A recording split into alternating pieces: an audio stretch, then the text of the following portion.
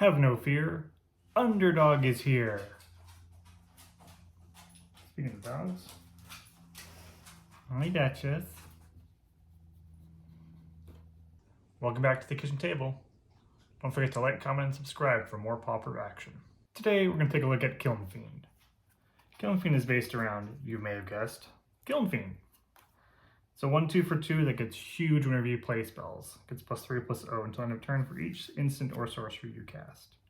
So the goal is to get him out early, play a bunch of pump spells, crash through for a bunch. In a similar vein, we're also playing Immolating Souleater.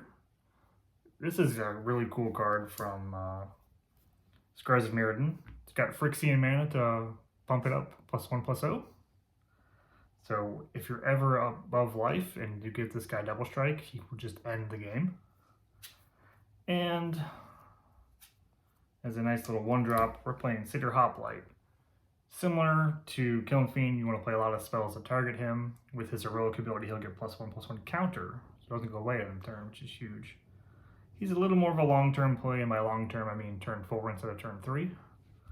But really happy to have a 1-drop in this deck. To get to the meat and potatoes of the spells, this at its heart is a double strike deck. So we're running 4 Assault Strobes and 4 Temur Battle Rages. The best thing to do with double strike is to also give your gigantic creature trample. So we're playing 4 Ancestral Angers. It's a nice cantrip with a bonus buff, and Rush of Adrenaline.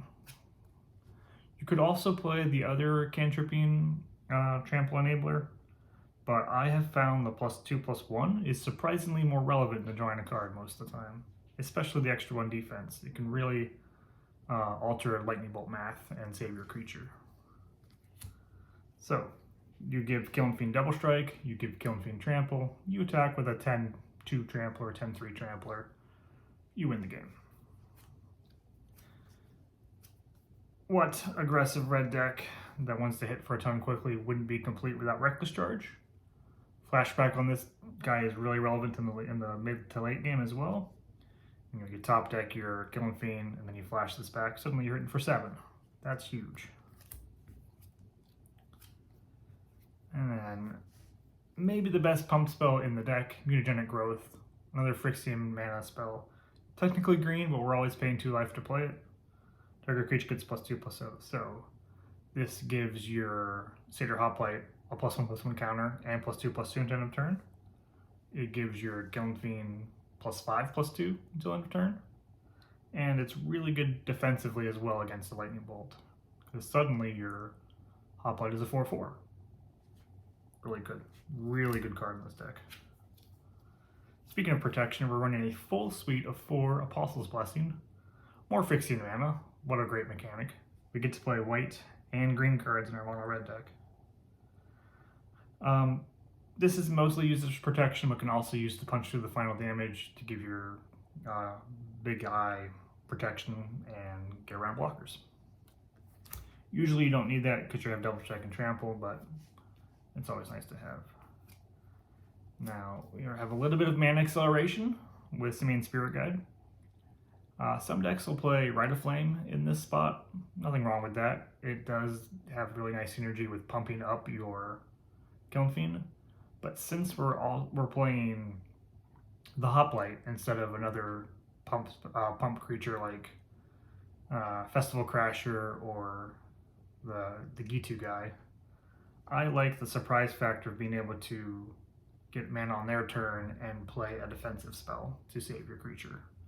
I think Spirit Guide makes more sense in this particular build, but I wouldn't fault you for playing Rite of Flame and going all in with some extra mana and some extra spells on your Kiln Fiend attack turn. And then we have 16 mountains to round out the deck. So 20 mana sources with the Spirit Guides, 12 creatures that get huge, 8 double strikers, enablers, 12 trample cards with Temur Battle Rage giving both trample and double strike, and just some protection and some pump. This deck can win on turn 2 with a turn 1 Kiln Fiend off of the Simian Spirit Guide, Then you can give it +3/+0 with the Reckless Charge, which gives it plus another 3/0. And then an Assault Strobe will make it a 10/2 Double Striker on turn 2 attacking you. Not much many creatures decks can do about that. Especially if they go turn 1, you know, tap land or something. Sideboard, we've got 4 Red Blasts. Pyroblast is technically better in this deck. Yeah, in most decks it doesn't matter if you run Red Blast or Pyroblast. You can always cast Pyroblast even if there's no blue target. That's a little bit of a rules wrinkle. It's counter a spell or destroy a spell if it's blue. You can still target it, it just won't work if it's not blue. But, you know, this could be the final spell you need to play to pump your Kiln Fiend over the edge. It's also double the price of Red Blast, so I don't have 4 of them, but, you know, you're going to want some protection against the blue decks. We're playing 4 Tormod's Crypt against Graveyard Hate, or this is our Graveyard Hate against Graveyard decks. This could also be Fairy Macabre. Just, you want a free interaction against Graveyard. I wouldn't play Relic in this deck, the mana is a little too tight.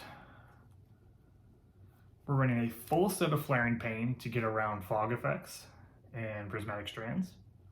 Fog is devastating against this deck. You go all in, you use all your resources, you attack them for 20, and they cast Moment's Peace. So, Flaring Pain is huge. And since we don't have a way to, you know, really dig for it, there's no Malevolent Rumble style cards, you need to run all 4 to make sure you see one. It's a game changer in those matchups. Finally, we're running some Siege Smash. This is a nice double modal card. It's in here mainly for some affinity help, destroy target artifact, but it's also a pump spell and a trample spell. So, does everything the deck wants in the sideboard games against artifact decks. And that's Kiln Fiend. Let me know what y'all think in the comments, and I'll see you around the kitchen table.